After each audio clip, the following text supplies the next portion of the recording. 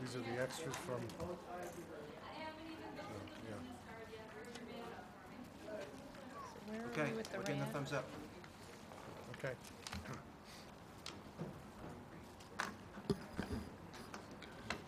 Good evening, ladies and gentlemen. Welcome to the Rye Town Park Commission meeting of July 19th, 2016. Please rise and join us for the Pledge of Allegiance. Mayor Sack, would you like to lead us? I pledge allegiance To the flag of the United States of America and to the republic for which it stands, one nation, under God, indivisible, with liberty and justice for all.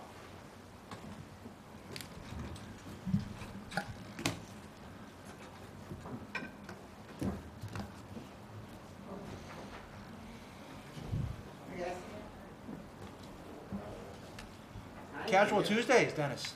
Huh? Casual Casual- Tuesdays. Casual Tuesday. Absolutely. Please call the roll. How are you? Kind of weird being in this seat. Commissioner Julie Killian. Here. Commissioner Dennis Pilla. Here. Commissioner Joseph Sack. Here.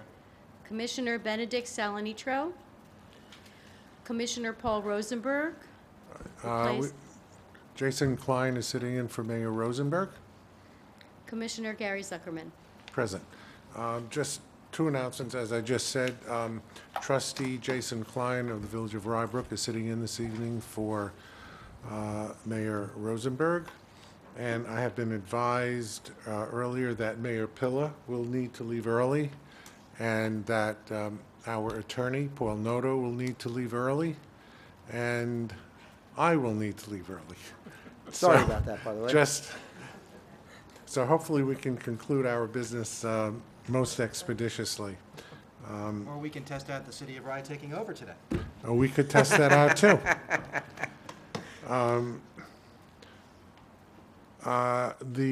We do have a quorum. Okay, so the minutes of 5:17 and 6:21, 2016, are there any comments, additions, deletions to the minutes? And if not, may I have a motion and a second? We could take them both if we don't have any further comment. I wasn't there for the second meeting, but for the first meeting, make a motion. Second, please. So moved? I don't think we need a full roll call. All in favor? Aye. Aye. None opposed. For the meeting of 6:21, we did not have a quorum. Yeah, I was absent. Mayor Pilla, myself, and Commissioner Killian were here. However, if anybody has seen the tape and has reviewed it, then I think that they would be permitted to vote on those minutes. I guess, Mayor Sack, you're the only one, because That wasn't part of my Netflix viewing. was last not. month, Then so we now will request that either you or Mayor Rosenberg review that so that we can pass those minutes at our next meeting. Public comment, please.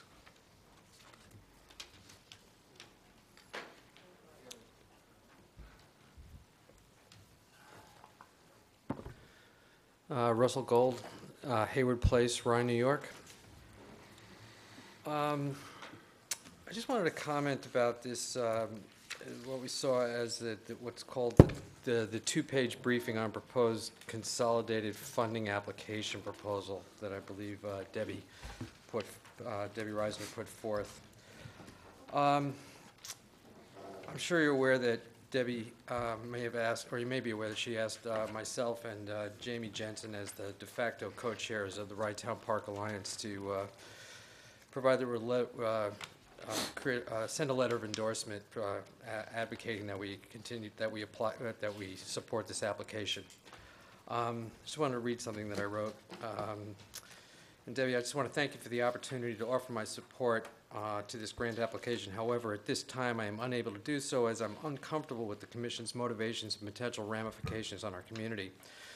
When I look at the broad overview of the application, my Rye Town Park protective radar sort of kind of goes up, and with the attached document, There are numerous references to Wrighttown Park becoming a regional destination to serve as an adjunct to Playland. Correct me if I'm wrong, but I believe the community spoke loud and clear in May of 2016 in our community conversation that declaring their opposition to Playland creep and the fear of becoming Playland South. In virtually every section of the application overview, I can identify wording that, in my opinion, runs counter to what the community sees as its mission for Wrighttown Park. Specifically, the amount that we're looking for, and I think the last thing our community needs, our bond-beleaguered community needs, is another bond issue for raising the required matching funds. In the description here, I'm uncomfortable with attaching our town park to Westchester County development projects that are public-private partnerships and long overdue county maintenance shortfalls. Connecting the Wright train station to Wrighttown Park encourages Wrighttown Park to become a regional destination, which is clearly not the desire of the resident community. As far as need is concerned, this development pressure and opportunity, I'm not quite sure where the development pressure is coming from and what these so-called opportunities are. Once again, the resident community has spoken loud and clear that their preference is to preserve and protect, not to develop or commercialize. Not to mention that, once again, the linkage to Westchester County agreements associated with Playland, in my opinion, is disturbing, to say the least. With regards to connection to the REP, quality of life for the resident community, yes, but not as a regional destination. And as an attraction to corporations, I don't see it. As far as this ability to attract millennials, I think that's a reach to us if we really want to address that issue. And it's not going to come from restoring the Wrighttown Park buildings, but it's rather addressing the issues of affordable housing and the lack of diversity in our community. Connection to tourism. 70,000 seasonal visitors and almost $1 million in revenue isn't enough. How much more can the park handle in a 100-day season? Again, do we want or need to become more of a regional destination than we already are?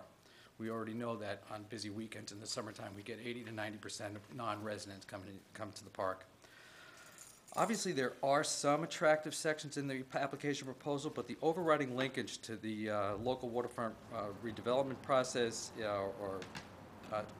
is something I believe the resident community will not stand for. I really hope that the Wrighttown Park Commission has been listening to the resident community and their overriding desire to preserve and protect rather than promote and develop our Wrighttown Park. And on the other hand, I don't want to be one of those people that just says no all the time, because that's really not, I mean, we do have a vested interest in seeing that the preservation and the protection of this park. And I don't want to say no just based on initial reaction. Therefore, I've taken a look at the grant application criteria, and although I am clearly not an expert in the field, I do feel there are many other criteria we could emphasize when applying that more truly represent the sentiments of the community, such as community impact, local commitment and need, and when it comes to the preservation project, the severity and the immediacy of the threat. As far as park projects, we have recognized open space plan, community participation, which I think is strong. You have a lot of community support. So I know you have to get enough points to sort of like win out over the other applicants. But I think there's areas in this application, or maybe it's a different grant that we go for, and I would leave that to the experts here. But I'm not so sure that this grant is the one we really need to go for if we're going to be tied into commitments that are beyond our ability to fulfill. Thank you. Thank you. Any other public comment?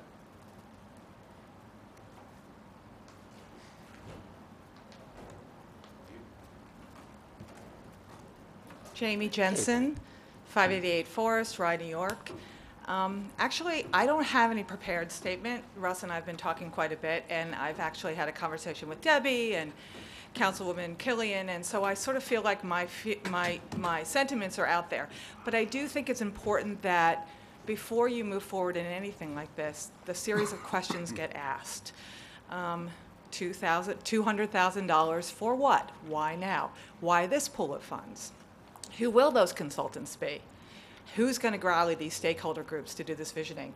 How does this connect to the capstone grant that was just applied for? How are we thinking about this in the larger conversation about purpose and managing to mission? is visioning where we want to go. If you get a visioning grant, what's the guarantee if you get a grant after visioning that this is going to lead to grants that actually get us to do the work that needs to get done? I'm worried about the ramp and the bathroom. We saw the pictures. We're talking about infrastructure problems that really need to be dealt with quickly and not after December 2017, if and when we actually get a vision put forward. So I think a lot of questions need to be answered first before you can even move forward on trying to meet a July 29th deadline with obviously a remarkably skilled and successful grant writer in her own stead. And this is not a reflection on Judy Eisenberg, it's more of a reflection on the process. Time to slow down, stop now. You don't rush to these kinds of things. The conversations need to happen as a community first. Thank you. Thank you. Does anybody else wish to speak? If not, let's go to the park management report, please.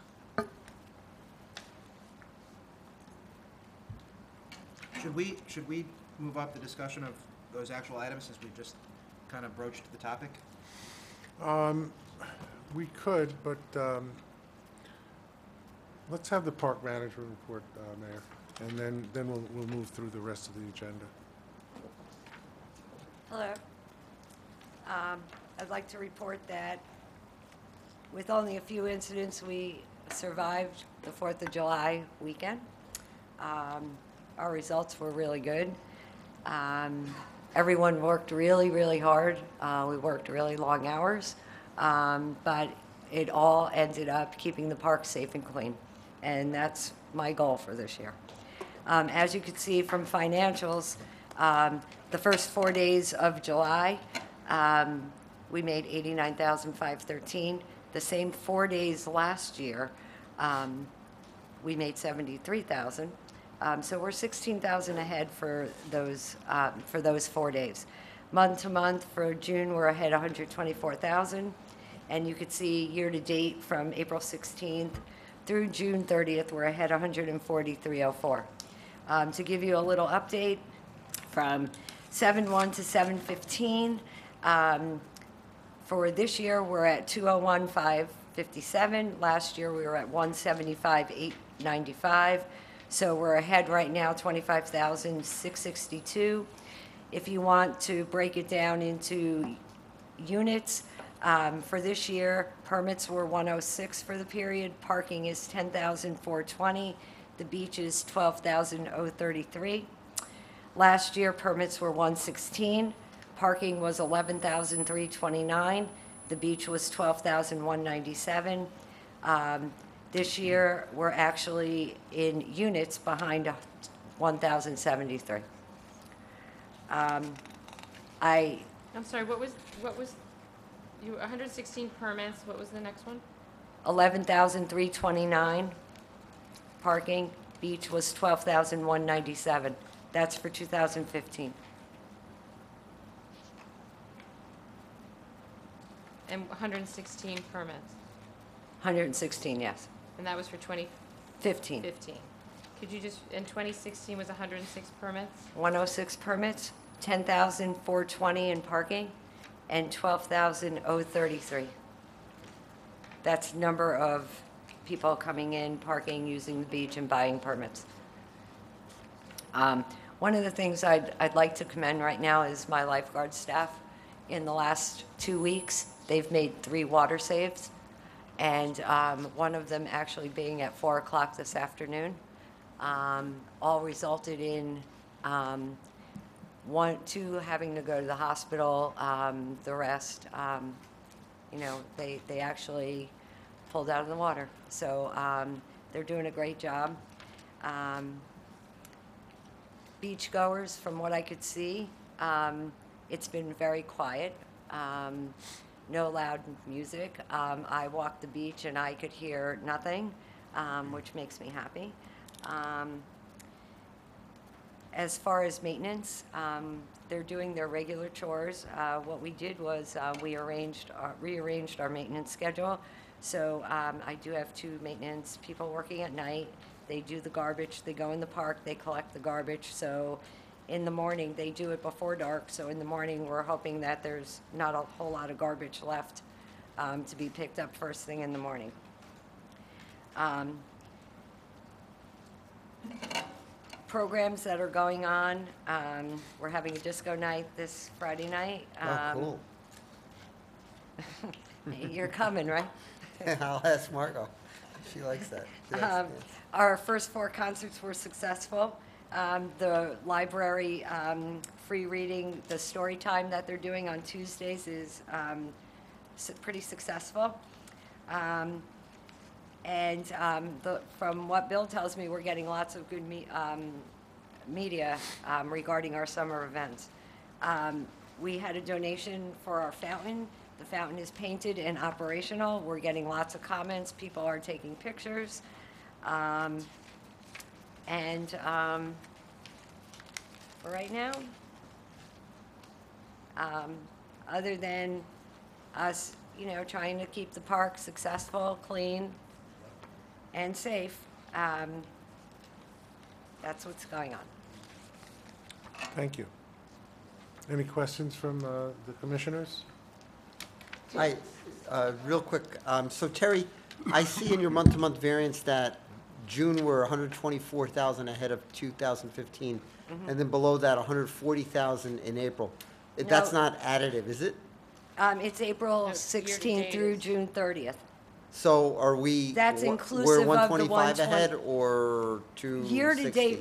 Year-to-date right now, we're 140,304 ahead, from April 16th through June 30th. Oh, I'm sorry. Okay, gotcha. Well, till June 30th. Yeah, and yeah, then you yeah, can- in yeah. theory, you I can, I didn't read April, in theory, you the can April add in a through. 16 That's great. to get yourself to 156 as of July What's that? 4th. That's right. As of July 4th, we're 156 ahead. Right. Plus or As, minus. and as of right now, in 17 days, we're 25,000 ahead of last year. So That's if, really good. if I you could pay take like $1 million. the seven number of borrowing. permits and number of visitors and multiply it by the difference between what we charged last year and what we're charging this year, is that the reason for I think the var- it's a is big the reason. increased price 'cause- is the reason for the variance? Yeah, because you could see, this year our numbers of actual attendance is down, but our, what we're, our bottom line is that, the money is a lot more. It's definitely the price increase. So the parking, it's not the problem, the worst-case scenario that we visioned. No, worst case scenario never happened. In fact, the best-case scenario happened It is. because we're getting more money and we have less people parking.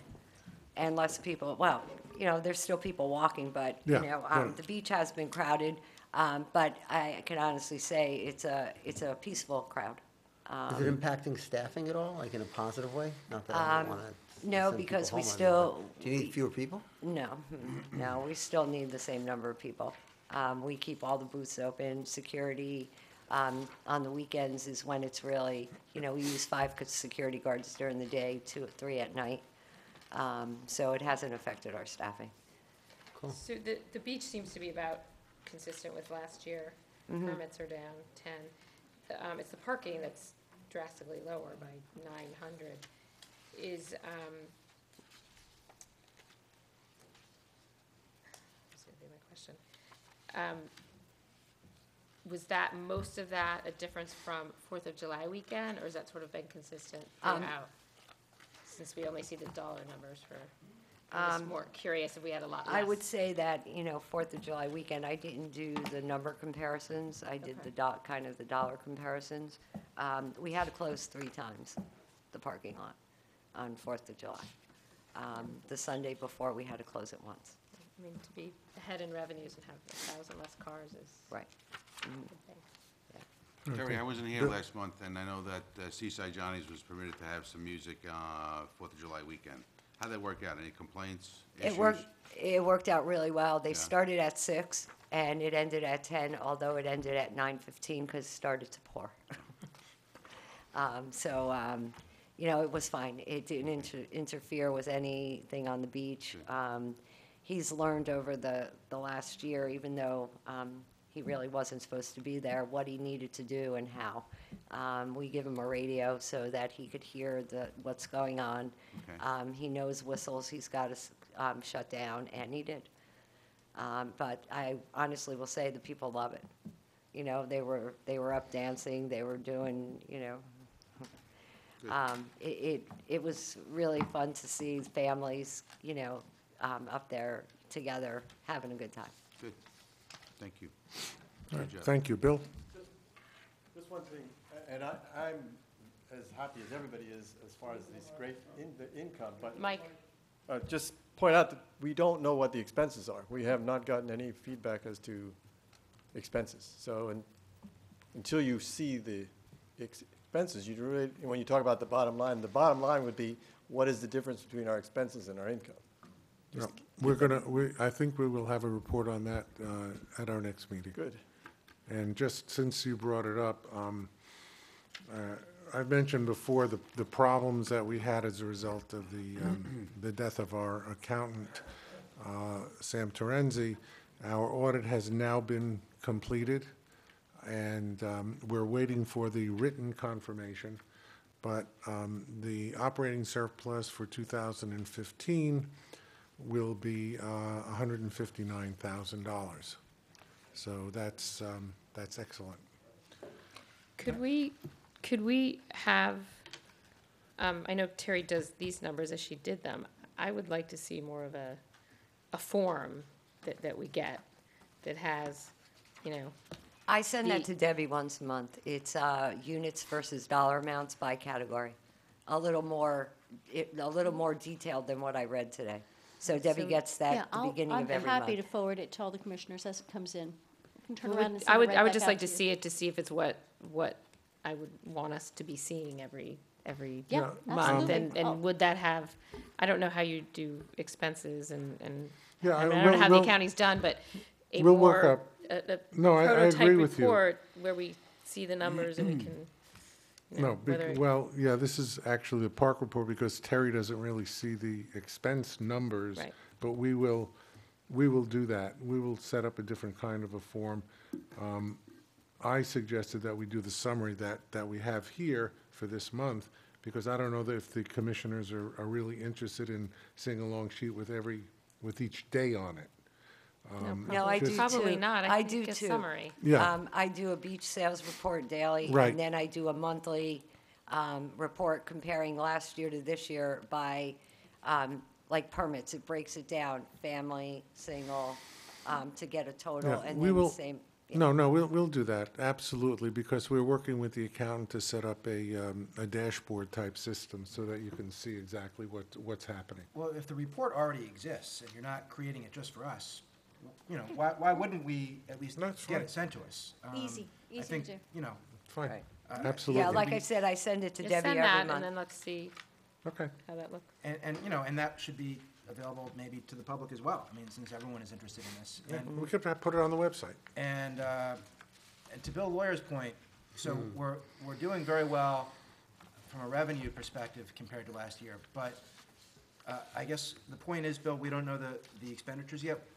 It seems to me that in past years, we do have a running tally of the expenditures. So why is it that we don't have it this year?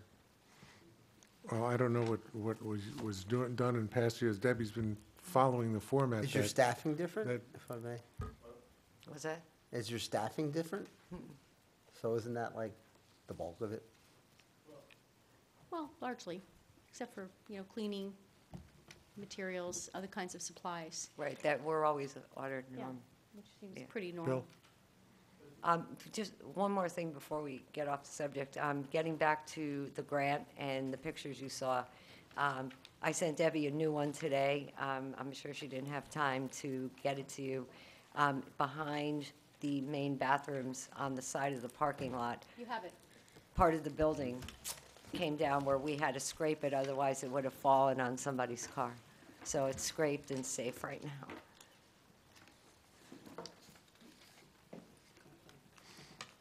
Can I ask a quick, last time we talked about a golf cart, I made the comment, I thought there was too many golf carts and too many people riding in golf carts, but I believe that one was going out and we had to buy one. Did that occur? Yes, it did. Yes.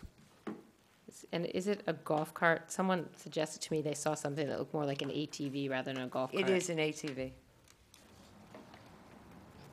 It's not really an ATV. It's, It is, has a dumpster back so that people can be carried on it from the beach, From a stretcher. from a So stretcher. a stretcher can be loaded on it. Right, we did that for, like they said, for two reasons. Our two main reasons were rescue from the beach to a path, rather than having to have to carry someone as we have been. And the other reason is for maintenance to go on the beach and collect garbage, because it has a bed to do that. And it's also a four-seater that can help the elderly and people who need Get help from the transported. parking lot to the beach. Whereas a golf cart can't do that, is Well, this in can those same. handle, well, we were losing a golf cart, so we've now gained the ability to transport four Right, the golf people. cart only allowed us to transport one person. So if there was a. Oh, it wasn't a, No. And it won't go on the beach, right? What? It won't go on the beach, Yeah, right? it does go on the beach. A golf cart? Okay. No, golf cart won't. No, The- golf what cart we- won't. we No, have. This one, does, this yeah, is, makes sense. this is more of an Yeah. all-purpose vehicle. Right, That all-terrain. that the staff had investigated and looked into. And it's something that is multi-purpose. It can go Yeah. on the beach. One of the things, as you heard Terry speak, that there have been beach rescues this year. And this will enable the lifeguards to transport people directly from the beach to the path to the ambulance, so that much time will be saved in case there is an emergency. And this is also done within the budget that had been set forth in the capital plan. could you add stuff like that into the management report? I when thought that's- it was in this, I didn't see it, but maybe No, I the missed golf- it. The golf cart's not in it. okay. Anything else? Anything else? Bill? I was going to say to Mayor Sachs' point, to Mayor Sachs' point, in previous years, we had an income and expense statement. And so the income was on the upper part, the expenses, and then you had the bottom line, and there were about 15 categories, roughly from what I remember making up the old pie graphs, and personnel expenses were about 50% of overall expenses. So the other 50% were many things. It did include some, the auditors and the bookkeepers and people like that who weren't, their salaries were not mixed in, and the attorney. They were not considered part of the personnel expenses. They were in different. But that format had been developed over the years, and it was made it possible to see more carefully and thoroughly, not just, the good side, but, what the negatives were, minus in terms of, income and expense. And I think it's very useful to have that kind of information on a monthly basis, so that if something's going in the wrong direction, you Yeah. can correct it. For sure. I think it's really a question of the changeover in the financial, who was doing the bookkeeping, because that's really, the bookkeeper gets all the expense sides and puts it together. And so That'll be done for next month. that's why I think that's Nope, great. It's a good idea. Yeah. It's a good idea. We'll have it done for next month. All right. Is there, can I ask just an update on the art sculpture going into the park? I know there was a meeting, Lula Riza, is that happening, or? Well, I think Debbie somehow has the magic touch, because she talked to Lou Larissa, who you know from doing the affordable housing Yes, in ma'am. Rye, and he has volunteered to do the project, the base, to put in the Nice. base for the sculptures. And I think it was a number of the members of the council, the commission, who suggested that rather than just doing these things on a one-by-one basis, we would have a sort of a permanent base that then we could sort of steer sculptures into being able to use that base, and therefore get a changing array of different sculptures, and all of which would be able to be at that one spot, which we've agreed is a really great spot to have sculptures. So I think, who would have guessed? But I was thinking it was going to be very difficult, but they've already been to the site, they marked off where it's going to be, and as Bob Clyott said, he owns the project, so that's good. That's good. Yeah, they met at the site, and it should be done hopefully within 30 days. So then, with regard to the bathroom, these pictures were left on the dais for us, and I'm looking at them right now. So, there's a hole in the ceiling above the urinals. So, It's been repaired. it has, okay. Yes. Okay, how much did that However, cost? the roof, It didn't cost very much. They just needed a piece of board, and they needed 3 shingles for the roof, but had to buy a bulk of shingles. I think the total cost was like $40. Oh, is the roof still leaking? As far as I know, no. But I don't know. It's only leaks when it rains. It hasn't rained much. Good point. I the think we roof, had that one- was, how much did they spend? $4 million to replace the roof? But the 3 shingles were missing, you said? Yeah, 3 shingles were missing from the roof, so they just... But this was the bathroom roof, this wasn't the administration building roof? No. No, it was the bathrooms up north by the snack bar up on the north end of the beach. The bathrooms up there. Oh, the bathroom's by the north end, Right. And it did go down right on there. Yeah, obviously, there's work that needs to be done, and I think we probably will investigate putting in an insurance claim for the roof. But, It wasn't Was- very expensive, isn't it? No, Gonna I be know. more trouble than it's worth. I know, but, the question is if, it was my understanding that a contractor had repaired that roof a few years ago, and, Not that I'm aware of. I know that they did the main one, but I never saw anyone doing any Right. roofing anyplace else. do you know if any work had been done on that roof? Not that I'm aware of. Okay. And Well, you I would think be that- more aware that- than anyone. Yeah, the work that was referred to during the town council was done 10 years ago, and Terry joined the staff 8 years Seven, ago. yeah. 7 years ago. Okay, thank you, Terry. Now we get to the grant writing part. There are 2 items on the agenda. One is to approve for a resolution to engage Judy Eisenberg as the grant writer, and the other is to approve submission of the grant application. Those are 2 separate and distinct items. Judy has been working on this grant, obviously, for some period of time.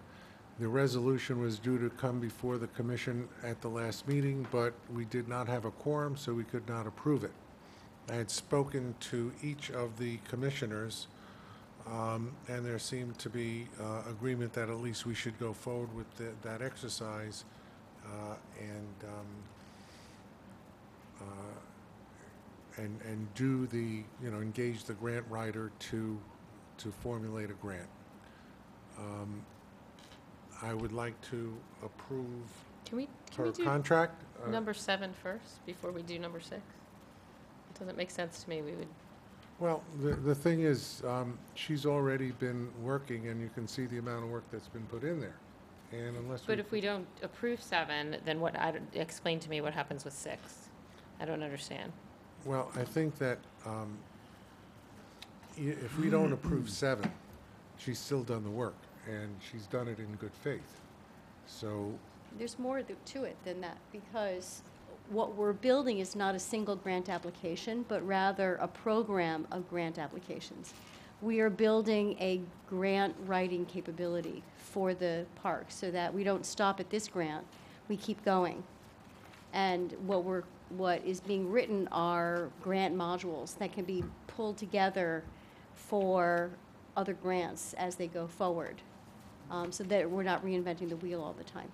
So that would just be my reflection on it, that this isn't short-term, this is much more long-term. and we're pulling together historical documents, for example, the deed, the survey, things like that, that will be used going future, should we desire to go for any other grant. As some of the members said earlier, some of the residents said earlier, one question is why this grant, and Judy can come forward and describe that in more detail, but whether or not this commission decides to go forward, I think that it's only proper that we at least engage her to the maximum, there's a maximum contract amount which has not yet been reached. And I think that it's only appropriate that we do that, and that we do that as a first step. So, Benny and Dennis, you'll remember, I mean, there is precedent for the commission hiring a grant writer. I know that, when Joe Carbon was supervisor, we retained at least one, maybe two grant writers in the past. So as a concept of, you know, retaining someone to assist us with grants, I don't think it's a new territory.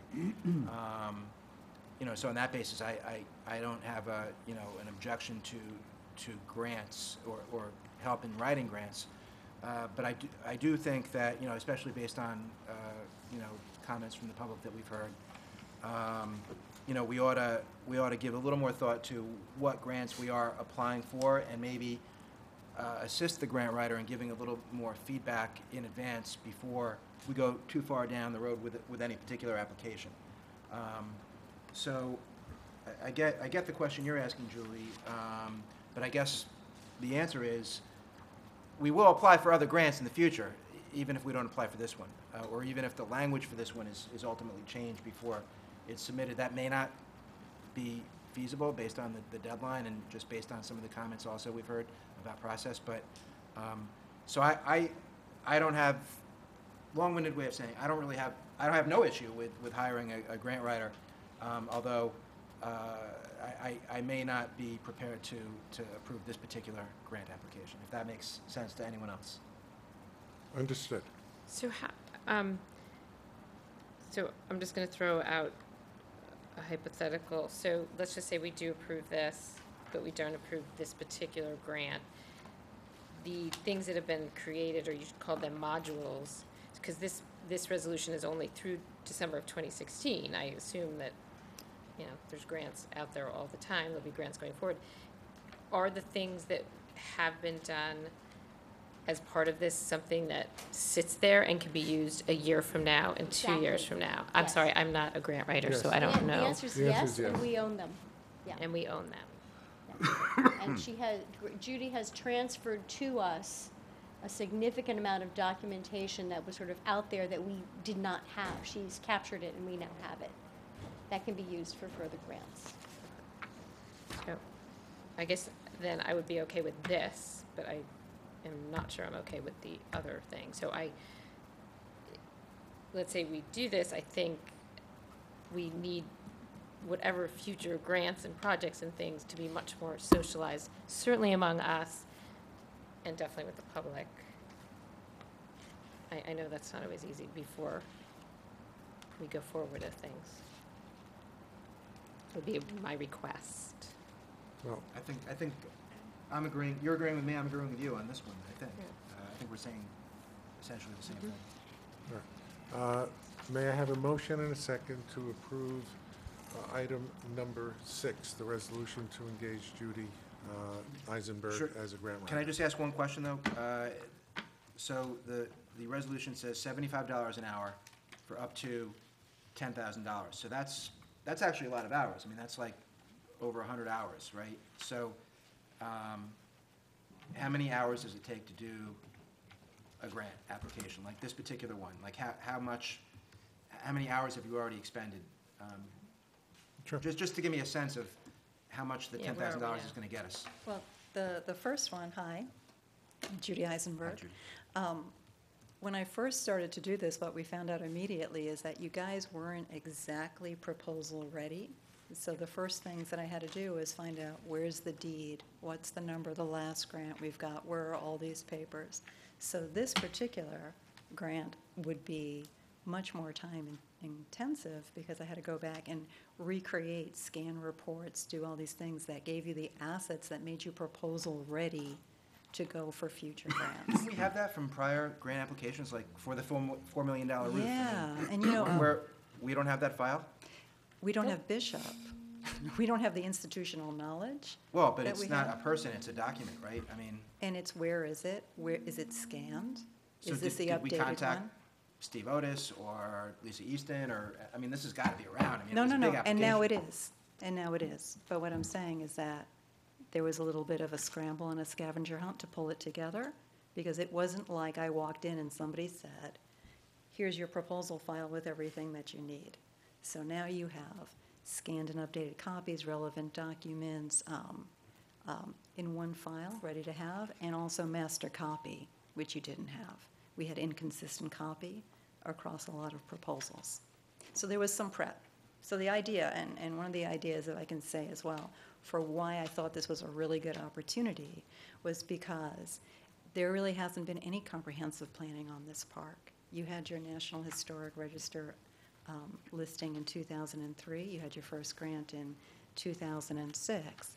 But everything's been focused on the administration building. And as you can see from the reports from Terry and otherwise, you've got some issues on these buildings that need to be fixed.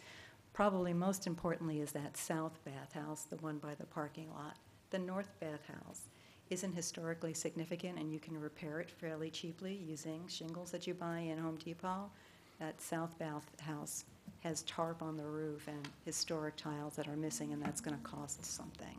So my thought was, remember, there's no obligation if we get turned down. There's really minimal obligation on a planning grant, but it lets us get the other things in place that we need to pursue grants. What else I didn't have was, what are the current conditions on these buildings?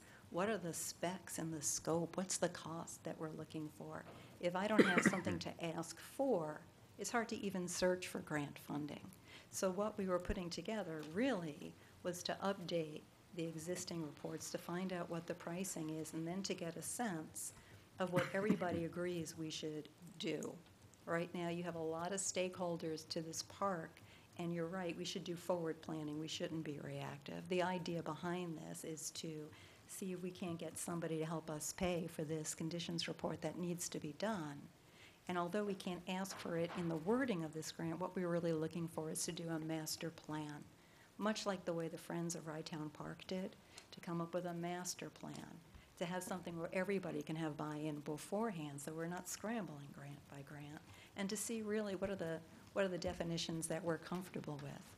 I do, the two-pager that went out, several copies of that two-pager went out, to have me test messaging with evaluators to this program. I once did a parks application and got 100% from the parks and 0 on the economic development, and that has scarred me personally. So I went to figure out, how far do we need to push this? And we sat down with key people on Red Sea, and they said, you know what, we didn't know that you were making $1 million in this park, or that you had 100 jobs. Say that. Okay. So now we know we can do what we've done and use that as a competitive advantage. I do have to say things like tourism, because they didn't give me the option of saying things like park. And we are connected to Rye Planland, and they know us. So there is some stuff that's likely to make people uncomfortable, but the language of the proposal is not nearly as aggressive as what you might have seen in that two-pager. So I've talked a lot. How many hours? This was, I think, $6,000 for everything. Second the motion. Somebody make a motion? I seconded it. Okay. Call the roll, please. Commissioner Killian, Yes. Commissioner Pilla, Yes. Commissioner Sack, Yes. Commissioner Salanitro, Yes. Commissioner, sorry, not Rosenberg, Klein. Klein, Yes. Acting Commissioner Klein. Acting Commissioner Klein, thank you. Commissioner Zuckerman. Yes, thank you.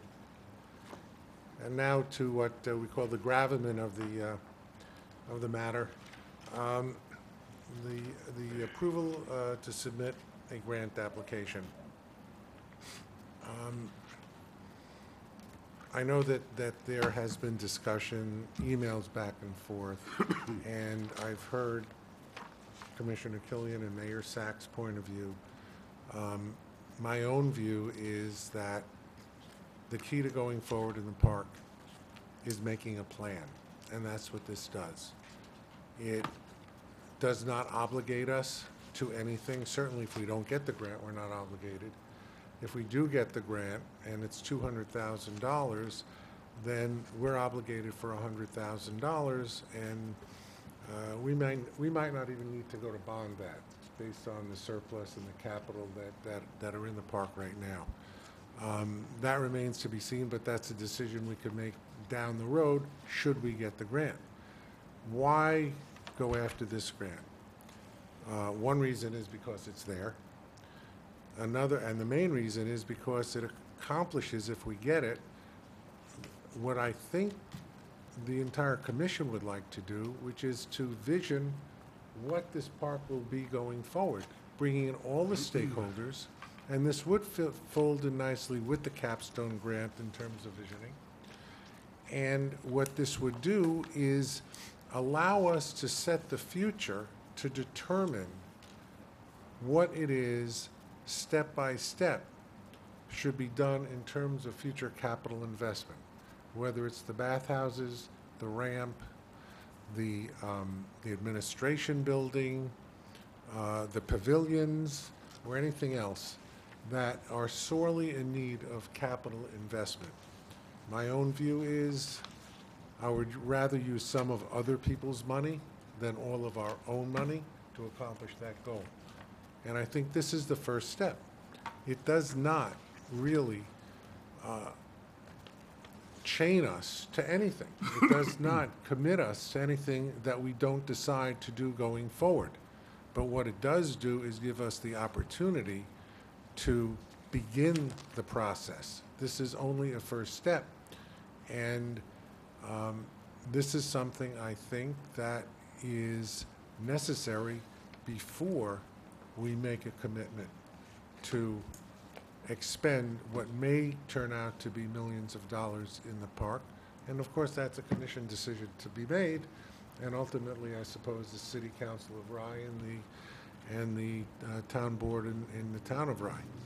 But that is my view, to take this first step, which virtually costs us nothing and may gain us $100,000 in developmental money for planning.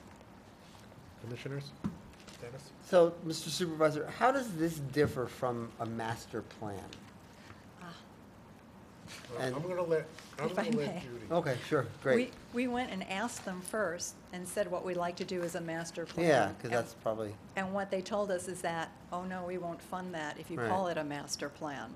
So we Right. had to go back, and another reason why this grant, because we've been funded by this agency before. The Department of Parks not only is familiar with us, they like this project and they like this park. When I called up Parks to talk about various scenarios, this evaluator knew exactly who we were and where we've been and how long it's been. So she told us we can't do a master plan. The idea, though, is to, well, we could, they just wouldn't fund it. yeah, and then what's the exercise, right? The Well, it's idea. $10,000, it's a lot the- cheaper, actually. Well, the idea is to take these pieces and then make them into essentially a master plan. And then come to agreement, to level set with all the stakeholders, like, when we say tourism, what do we mean? When we say development, what do we mean? What are we willing to do? And the other thing about this study, the way it's been designed, and I did go back to Lisa Easton, who was kind enough to help me do this, was to revisit all the code, because we have restrictions on this property. We have conservation easements. We are part of the Rye Waterfront Recreation District. There's things that we can't do. We can't bring in a Ferris wheel. We just can't do some of those things. So realistically, when we talk about commercial or development, what do we mean and what can this park actually handle? Why are we talking about commercial development? Yeah, I mean, that's as much a part of what we're talking about as, yeah, we need a new roof on this south bathhouse. You know, and having that conversation proactively and comprehensively with everybody at the table with no proposal deadline would be great, but in the meantime, I'm still gonna need everything we're asking for. What are the conditions? What's the scope? What's the price? If I don't have that, it's hard to prioritize. You know, it gives you the context into which you can have those other discussions, and it becomes important that way. See, I also think, you know, this is something that the city of Rye could do. We have a full-time professional engineer who runs our Department of Public Works. You know, we have a capital projects budget of millions of dollars. We have a wish list of probably about $50 million. So we, you know, on an annual basis, go through the exercise of, you know, planning for capital needs, you know, listing out expenses of what it might cost to fix. So, I mean, I think this is something that the city could probably take on if we had a more active role in, you know, in managing the park, which I know we're going to, you know, continue to have a conversation about. But So, I'm sorry, I've already spoken. I know Benny and Dennis, you have, well, Dennis, you started to weigh in, but, If I can make one point on that, I think that's absolutely fine for some of the buildings that are not historic, like the one that just fell down on the north side. But for the buildings that are historic, it's a specialized expertise, and there might be, I think there is a need for people with that expertise to be part of the conditions assessment. Why can't we hire those people for getting the grant? Yeah, you can, but it's like Well, if- 150, 100 Well, and... we're 200. talking, excuse me, Judy, we're talking about something the city of Rye and the town of Rye could do in terms of dollars, but that's what the Park Commission is for. It's the Park Commission's obligation to make the plans. And I certainly welcome the assistance of the city of Rye, which frankly, you have more people on staff, we admit that, than the town of Rye does. And I think that the city of Rye's assistance and knowledge in all of this can go forward. Debbie has established a working relationship with Marcus Serrano, and I don't see that there's any particular conflict with the city taking some kind of a role that we can discuss. right, but of course, it's not like we have spare time on our hands in the city, right? I mean, everyone has a full-time job, they're already Yep. at full capacity, but if we had, if we were, had a budget, to supplement the staff that we already have and the work that they do, I think that's really what I'm Well, talking does the about. city of Rye in its capital plan currently have the structures at Rye Town Park on that plan, in that plan in any way?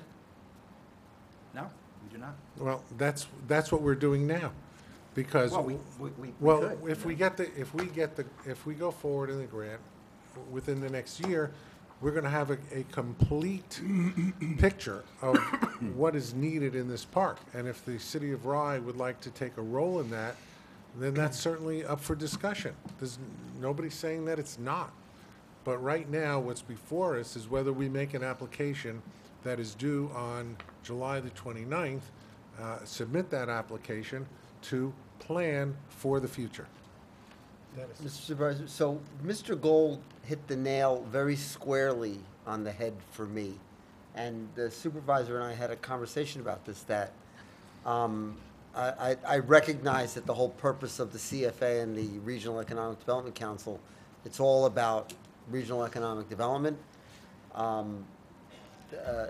To me, Rye Town Park is all about our local little oasis. And while I agree we need this type of detailed planning done on the historic buildings, I'm cautiously concerned, as Mr. Gold sounded to be, about the linkages to economic development and playland and, making the park a bigger regional attraction than maybe some of us want it to be. So if I could address that. Most of the way that I addressed it in the proposal was backward-looking, not forward-looking. And fortunately for me, one of the reasons why this is historic was because it was part of a regional park movement. So the language for regional was baked into this from the beginning, and I lifted that.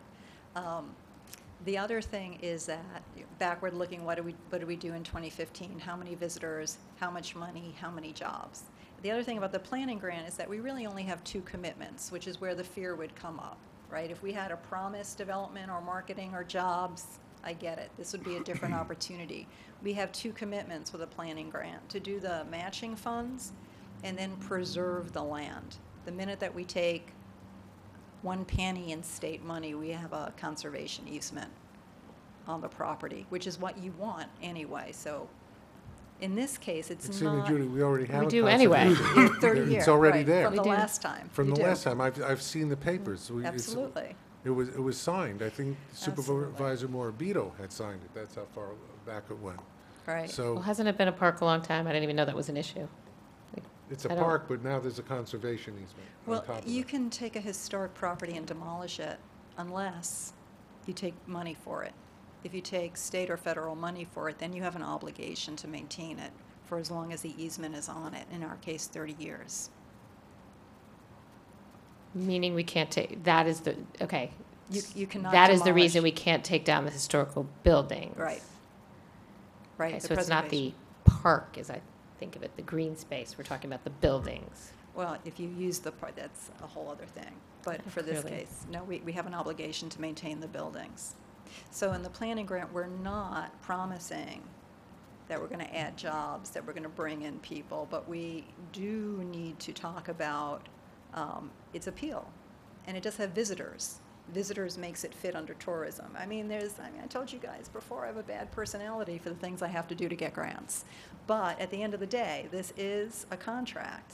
So we are mindful of not Right. obligating you beyond, right? But I know that. The I one know thing that we do want is we want people attending Bill Lawyer's concerts, Shakespeare in the Park, programming, story time. We got plenty of room for more kids to attend story time. There were only 14 at the last one, or 20. So there is space for people to come and appreciate the park. So I totally appreciate the work that you've done and your expertise, because it's clearly not my expertise. But I don't know, I'm just fundamentally uncomfortable with it. And some of it is the language about, well, we have to say that we can't really say what we want to do. We have to say it this way. And I know to a certain I know enough about grant writing to know that there's certain words they like you to use and Right. blah, blah, blah. But it just, some of the things you've said have made me uncomfortable that, well, we can't say that. This is what we really want, but we can't say that, so we have to say this. And I just feel like there has to be other grants out there that more match up with what we might want to do. And I'm also uncomfortable with the rushing nature of it, because I feel like, I mean, I know we had time to look at it, but it just, and the tourism thing, and I know you've talked around that, but it still makes me uncomfortable. I just, fundamentally, we also have our other capstone thing going on. We can engage our community. I'm sure we can get more people to go to the library things. Like, I'm sure we can get more people to our park. I'm more concerned now. I'm concerned about the matching funding, and I know you dismissed the $100,000. I think it's a tremendous amount of money, and if we have money in surplus, I want to think long and hard about what we do with it, if we do anything with it, and if it's not just a cushion for us.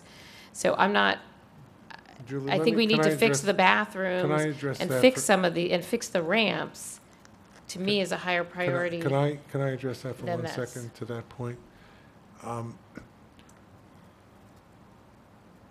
We may spend just as much money without state contribution to go forward and make this plan.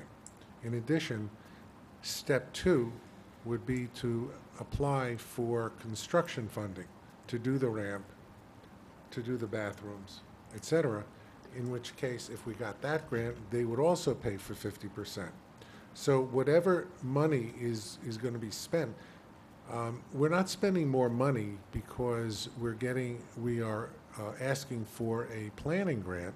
We're spending the same amount of money, except we're getting the state to pay for 50% of it.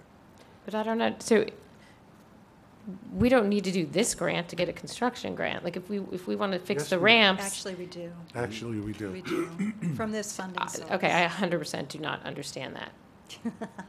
I wish So it like, were we have to different, do this? but- For this funding source, for Okay, but- parks, historic preservation money. So let's just say we don't do this. Now we have a ramp that needs to be fixed. There's obviously grants out there somewhere for infrastructure and whatnot. And you're telling me that we would have had to have done this to find any of them? Well, That doesn't make sense to me. No, in order, when you apply to a funding source, and Judy, correct me if I'm wrong, please. When you apply to a funding source, what they're looking for is, where's your plan? Not just, I want a ramp, give me money, or I want to fix the bathrooms, give me money. They are looking to have a plan in place that you take step by step, which, in this case, this is step number 1. Now, that doesn't make sense to me either. It still doesn't make sense to me. Am I wrong?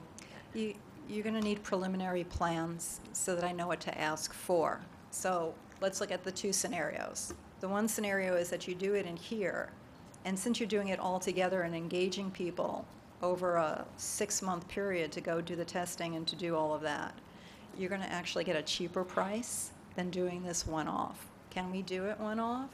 Yeah, but then you have to have a contract each time, you have to have the money allocated each time, then you have to do the ask each time. The thing about this that doesn't make me uncomfortable is that it does give large dollar amounts. These grants are up to $500,000. We have a cost to fix of at least $14 million. We can't go to local banks, we're going to have to do government. And different government agencies fund different things. So this particular one, why I want this set up this way, if it works for you, is because the ability to create this feasibility plan is the rationale for the next ask that we do. They layer it. They want us to do this in phases. And this money likes roofing. And roofing is really expensive with the historic tile. Could we maybe get an ADA bathroom another way? Yeah, maybe we can. But you need big dollars to do those roofs. What was it, 1.2 million on the administration building? These are very big asks. So let me rephrase what you said or what I heard. Mhm.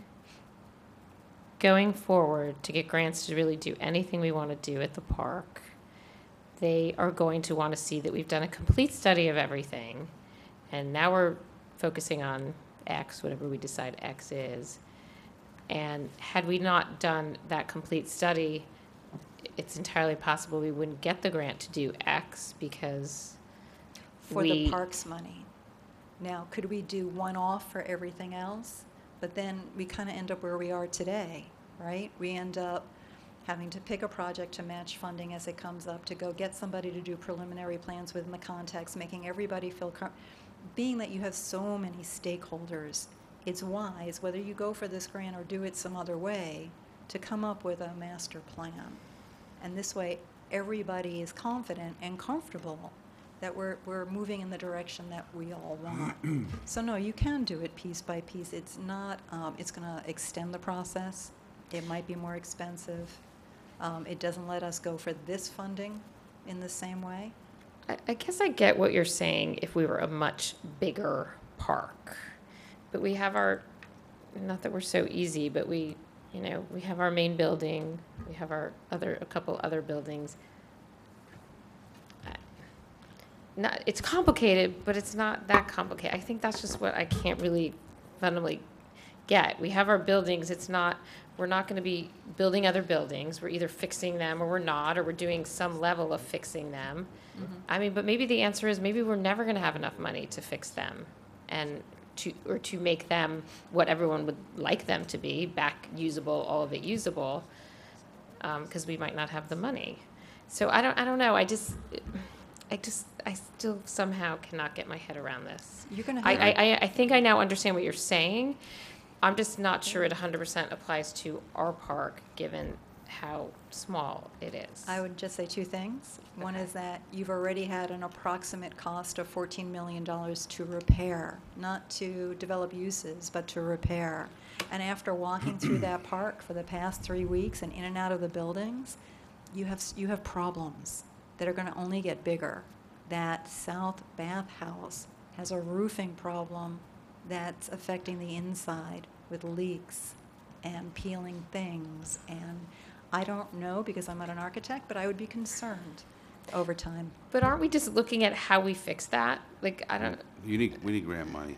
Can I chime in? yeah, please, because I'm clearly I've been not listening to everybody. understanding.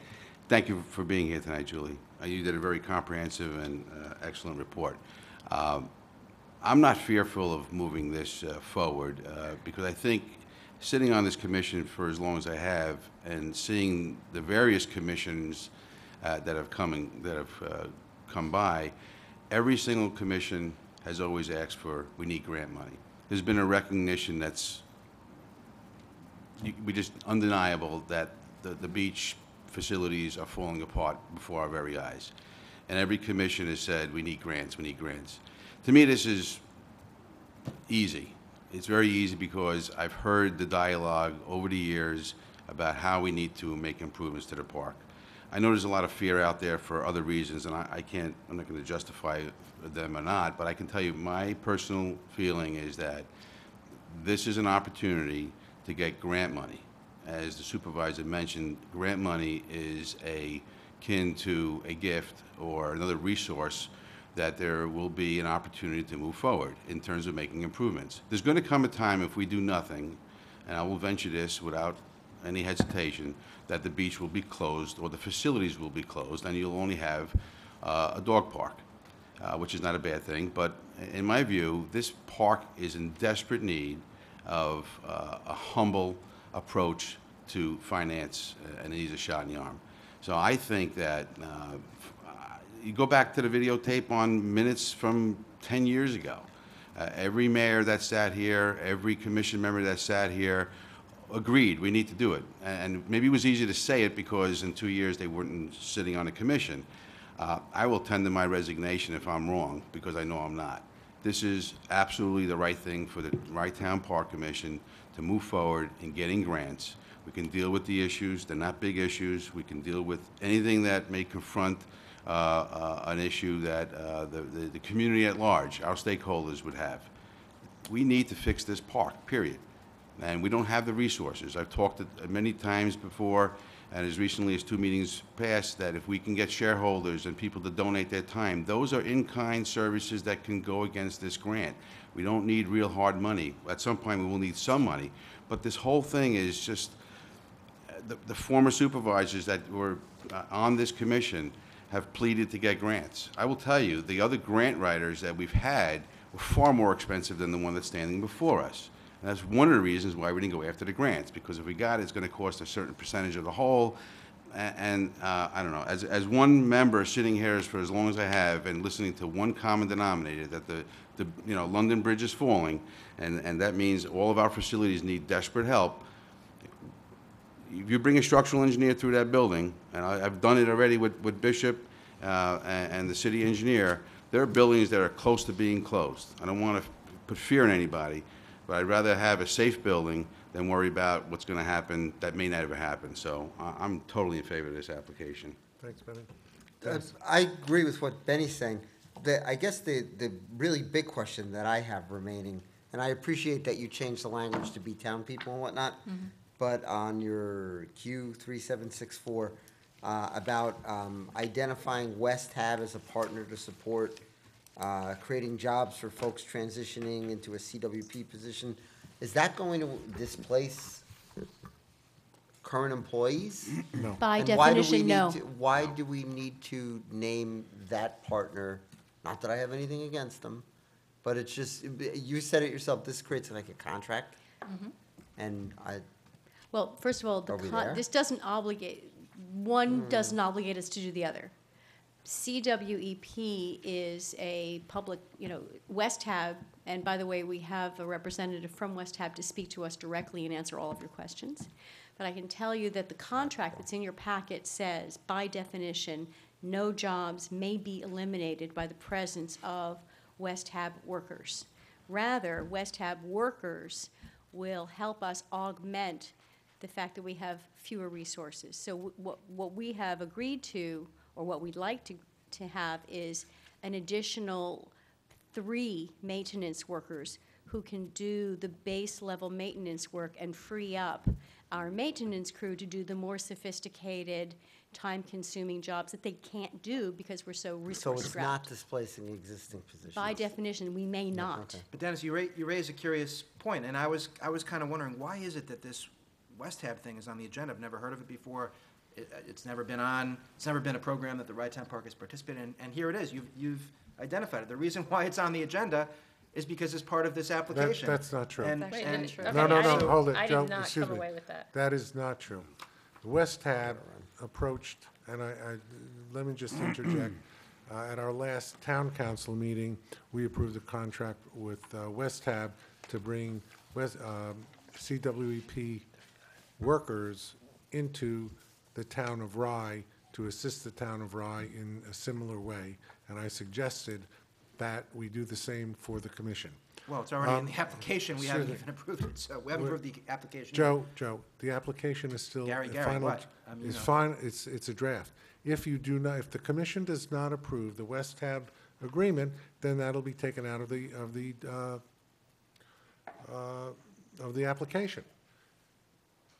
It'll be taken out if it's not approved. So- And it'll be up to the commission to approve. And as I said, I would be leaving early and you'll, Benny, there's no denying we need to fix up the park. There's no denying it. I think that's not the question we're asking or answering tonight. The question we're asking and answering is whether this is the right application and the right grant to do that. That's all. And Well, I think just it's that the- I think it's comprehensive, Mayor, because I think you're getting into, this application to me lays the groundwork for future applications to roll. I think having this application, maybe there's more to it, maybe there's too much stuff in here, but I think it's going to make it a heck of a lot easier for us to file grants as they come. But to say- We'll be ready for them. To We have gotta to get ready. say, I'm sorry, Ben. I'm sorry. But to have to say certain things in the application that you don't really believe or agree in just to kind of get the money, it's kind of, I think that's maybe the uncomfortableness that Julie has, and I have the same. I mean, You can strike, if there's time, that you can review, strike out things that aren't pleasing, and that's fine too. But I think we're missing a great opportunity, because the other grants and I'm familiar with a lot of grants as well, they're limited in scope. This is very large, this is historic preservation, it's got a lot of there's a lot of meat on the bone here that gives us the opportunity to set that framework for the future. But is this historic preservation? I thought There's- this was it just about talks- economic development. no, it's historic preservation. The governor wrapped the historic preservation money inside economic Right. development money 6 years ago, which is where the challenges came. Before, it was a much easier ask to do. But if I could also speak to Commissioner Sacks' point, we're not saying things that we don't mean to say, but we are using what you already do to make the points that we need to make, which is why I jumped all over West Tab when I learned about it. If you're doing it anyway, and it meets their need for workforce development, then I don't have to make promises and contractually obligate you to other things. And that was the point of doing that, to be strategic about using what you've done in the past and what you're already doing anyway. Right. I think West Hab's great. You know, the is last point great. I'll make is that if we have commitments in here that we don't fulfill, we just won't get future money. That's basically the way it works, right? I want to add something Yeah. about West Hab. We can request only West Hab volunteers, workers from the town of Rye and the city of Rye, which means people who are receiving public assistance and must work as an obligation to Westchester County. We can say we're going to give that leg up to people who live Yeah, that's in really town of Rye important, and and I city of appreciate you Rye. making that And change. Westchester County pays them. We don't pay them. Westchester County does, and we're giving them a hand. That's the Town program. asset. I think we've discussed this. Let's take a vote. May I have a Can I motion just, and can a I- second, please? I'll make a motion to approve. Did you want to add something? I'm sorry. Jason, did you? I just want to, just two quick points because I am very new to this. Welcome. And I am representing Mayor Rosenberg, so I'm going to keep my comments very limited. But just two things that occur to me one is just, I have a good deal of grant writing experience myself, and I'm fairly comfortable with the language because I understand why it's in there. My biggest fears with grants like this is that when you develop a master plan, when you develop a vision, and is that nothing happens from it. And so to me, it's reassuring to almost hear that this granting organization might already be a possible source of further funding to see some of that preservation occur. Because it is, as it's stated in that first question, it really is that natural resources and that historic preservation that will benefit the residents of Rye-Town. And I think that's really what I'm looking for. Julie, do Thank you have you. another comment? No, only this, are they gonna hold, what about the 100 jobs that we are promising? Do we, how do we? So the job thing, and again, trying to meet the requirements without obligating you. There is a provision to create or sustain. So those are the jobs that are already in the park that might not exist if the park falls down. So we're going to ask for the grant relative to sustaining those jobs. We're not creating new jobs, we're not obligating anything otherwise. Thank you. May I have a motion So and the a language second? you have in here. is I made the motion. Second, please. I'll second it. Call the roll, please. Commissioner Killian, No. Commissioner Pilla, Wow, you put me that up in the order. you're in So- there?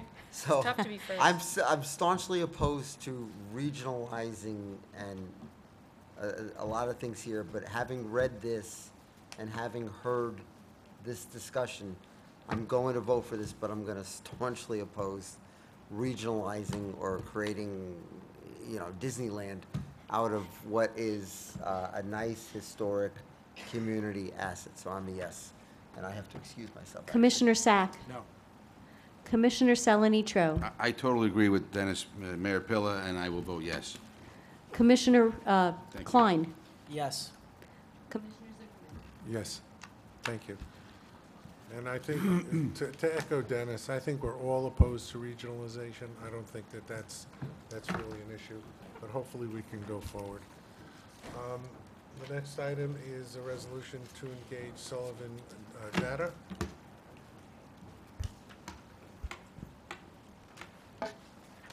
Debbie, you want to bring I think we've had discussion about the status of the IT and point of sale issues at Ride Town Park. And I think in summary, Debbie, you can expand on it a little bit. We engaged two contractors, one of which was recommended by Marcus Serrano, and the other actually does the City of Rye work, and the other does the Town of Rye work. But why don't you pick up from there?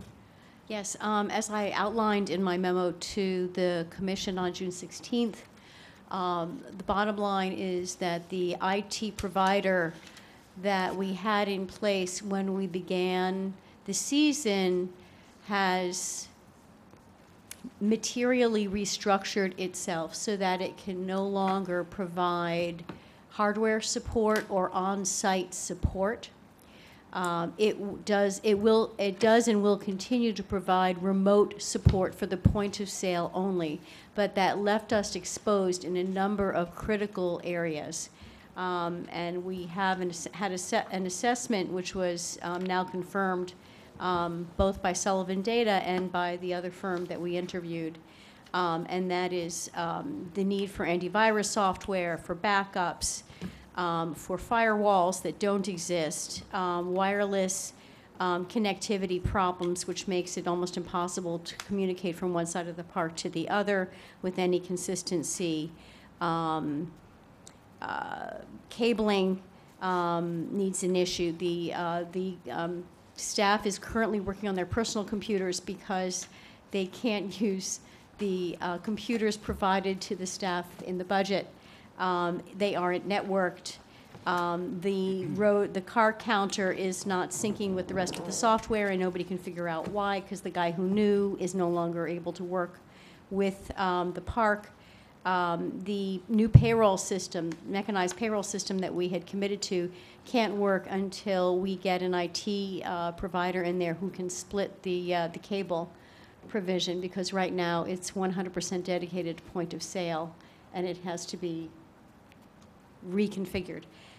So that's a short description of the technology mess that's been uncovered at the park. So this is a $4,000 fix for the rest of the season. I think it's less than basically- that. Pardon me? Why did I see less? 2009. No, there are two parts to it. Yeah, it's, yeah, basically, you're right. It's basically a $4,000 fix for, by the way, that's been prorating for documentation and onboarding and fixing the laptops and networking them and getting support for the rest of the season. And then the plan is to put an RFP out for next season going Sounds good. forward. And if we're fixing the IT, maybe we could put on the website, or actually, it's probably Rytown website, all the great data that Judy Eisenberg said that she has compiled, so that everyone can see now in a simple Absolutely. location. Yeah. So, Yep. In I can do fact- that without these okay. guys. Sounds In good. fact, one of the things that she did do, Lisa Easton's huge notebook. No. Yes. You Yes, do, yes. You do. That she had done the extensive study, especially of the. Yeah, the one I gave you. I gave you. Exactly. She has scanned that in, Denny. So it's I want already the original scanned. back. I want the original back. You got it. So I'm totally for this technology because I, can't sleep at night, terrified it's all going to like break down tomorrow. Like talk about held together on a shoestring. Gives new meaning to that phrase. But I feel strongly I would like to get an RFP going as soon as possible because I think we really need someone professional, or whoever we pick to come in there to look at. We don't necessarily need to hardwire. We could use the cloud and whatnot, which seems to make the most sense. But I think, I we've think talked we about can look automation forward- also. I think we need a wholesale look at and probably change to what is there now. It sounds, I think we can look forward to both of these bidders bidding again for the entire system as well as some others. And we'll go forward with that as soon as possible. And Can the have it- city of Rye IT department support this? the other bidder, which we didn't see the bid, was the one that we had recommended. From the city of Rye uses, because I was going to say. Someone the city of Rye Okay. uses. We should definitely do Yeah, that. and both. and It's by the virtually way- impossible to have an IT person that really can keep up with You all don't have the- one in Rye? You don't have an employee that does IT in Rye? Yes, I'm saying it's Oh, virtually oh. impossible to have a person that can keep up with everything that's going on Both of the in contractors do tech know world. each other. That's why everybody uses, yeah. They So- do know each other, so. So Debbie, the cost that's in here, obviously there was some cost that Mike would be getting anyway, so there's a difference in cost, right? In other words, Mike Lazaris has been doing this for a long time. There is no difference in cost. This is additive because What's that? Okay, that's what I the wanted. monthly, the startup expenditure that was in the budget went to All Points before we knew that there was a blowing apart of that organization and that they were not going to be delivering what they usually deliver. The monthly maintenance is still the monthly maintenance.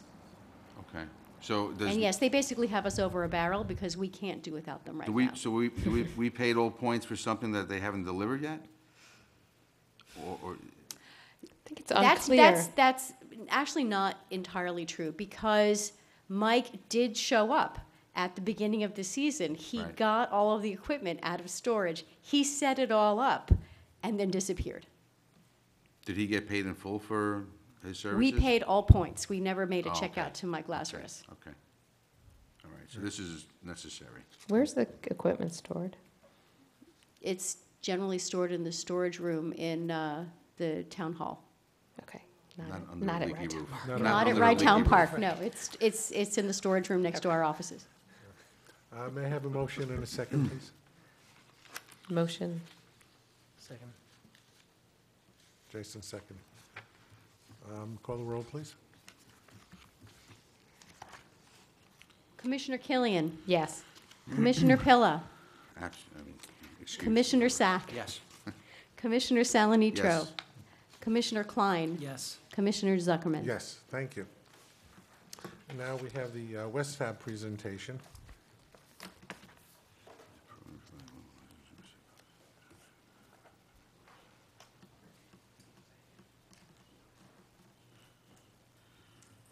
Good evening. Hi. I'm not sure if you have the paperwork in front of you and you're aware of, if everyone is aware of what the program is about? Maybe you could just create a little bit of a Okay. record since you're here and Yeah. you can tell us and Okay. the public as All well. right. Okay,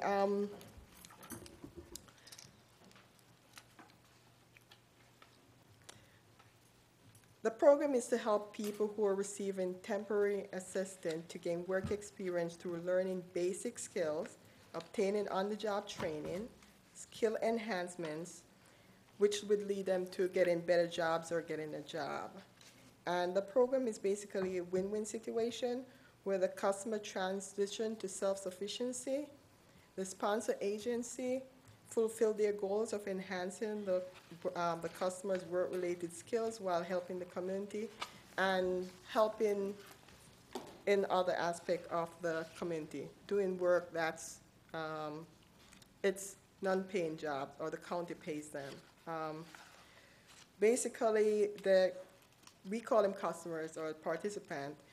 They go through daily routine of regular job on the work site, doing valuable tasks, building skills, gaining confidence, and in the meantime, they're working with a job developer through West Hub who help them gain employment.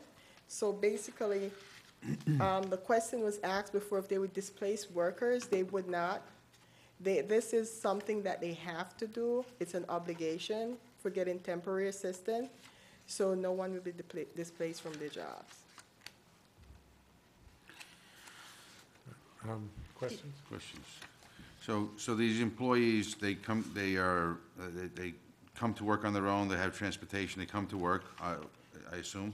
Yeah, Or well, the I county- wouldn't call them employees. The Well, county call them they're participants. Participants. Yes. They find their way to work, The county pays transportation. okay? Do they have a supervisor that comes with them? No. So The our super- supervisor will be supervising?